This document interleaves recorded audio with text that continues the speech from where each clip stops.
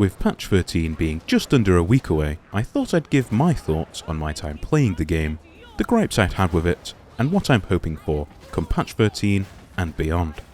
This is Darktide's make or break moment. Let's hope for the best. Hello and welcome back to another video. This one's going to be mainly vocal, so feel free to sit back, relax, and chill out as if it's your favourite podcast. I'll throw some Darktide gameplay on the screen for those who like to feast their eyes. It's felt like a long journey for me, but it has been longer for others. I was gifted the game last Christmas and promptly fell in love. This may have meant that I've been more lenient to the game's downfalls as I didn't spend any of my hard-earned cash to play. I came into this game with some idea of what to expect, as I had played Vermintide 2 briefly the year before Darktide's release, and I'm a fan of 40k in general, Dawn of War being the first game to get me into the Games Workshop franchise. Having not played a 40k game for a while, Darktide instantly brought back that love for the universe with its environments, world building, and just being set in 40k. The game's fast pace and excellent combat was a hit. It's still one of my favourites to this day. But it didn't take long for the game's cracks to burst wide open. Lack of character progression and obsolete XP resources after level 30, no choice of maps, skin clipping, and of course, an absolutely endless lottery train. There was lottery for missions, lottery for the armory, lottery for milk, lottery when upgrading weapons, which 90% of the time forces you back to the start of the weapons lotteries, lotteries for not getting a disconnect before the end of the mission. The only good lottery in the game is the mission's RNG dictator that spawns enemies on the map. Everything else is just such an incredible frustration to interface with. Combined with the lack of real content releasing, the game effectively died a horrible death, dropping to player numbers equal to or lower than Vermintide 2, which is 5 years old. The game may have been fun to play, but it didn't stop it from being bad. We have had a couple of updates, the biggest being the release of 2 new maps, but nothing has been truly big enough to revive the game.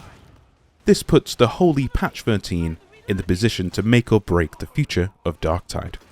Coinciding with the Xbox release, which was promised much earlier than it is, it will bring an influx of players alongside its revamped class system that introduces effectively 8 new subclasses, the attributes of which you will be able to mix and match as you please. This new skill tree system is a huge step in a new direction, and a good one I think, but I do worry that if they do not follow this up soon after, with more playable content, we will see a spike on the player base exactly the same as release.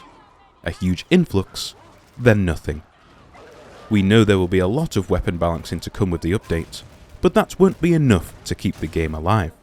We need new weapons, new maps, new enemies and bosses, and less RNG. Simply reducing the lottery system on the shop would still leave you with the crafting lottery, however, you would have an infinitely higher chance to get good weapons, as there would be one less lottery to jump through. The numbers on weapons don't really matter that much when it comes down to it on Darktide, but let's face it, people like chasing and having the best gear, so if you make the best gear so frustrating to get, not too hard to get, too frustrating to get, people will get sick and tired of the game, just as they have done already. With this new influx of players coming, player retention is key right now, so we need to reduce the lottery systems in the game. For new weapons, we need actual new weapons, not new variants of existing weapons as they have done. This is just padding the patch notes really. Same with the maps. It's nice that the 2 newest maps intermingle with old maps whilst feeling unique, but we really ought to have a completely fresh area. Hive cities are gargantuan structures, so there should be no lack of places to choose from. Within these they could experiment with new objectives, new tasks, and things to do in the missions so they aren't just the same objectives we've had over and over map to map. Then with new enemies, which is the least necessary but would spice the game up a bit, it would be nice to have mini bosses as mid-mission objectives for example, and maybe new end mission objective boss fights as well as more monstrosities and basic enemy units as well. Of course I know developing these things takes time, but they won't have the luxury of a lot of that come patch 13 to retain the new players. So they need to act fast, and get new things on the very close horizon. An announcement for the anniversary of the game that includes new playable content would be a good start in my opinion. That would give them about a month and a half between the patches to release something fresh. I do have faith, but unless they have a whole host of material they aren't telling us about currently, the fantasy of patch 13 will die off faster than they think, and we will be back to square one. I very much hope that this will be the redemption arc for the game, but time will tell. Let me know your thoughts, excitements, or fears for the future of Darktide following the upcoming patch 13 on October 4th, and whether you believe that this will make or break the future of the game.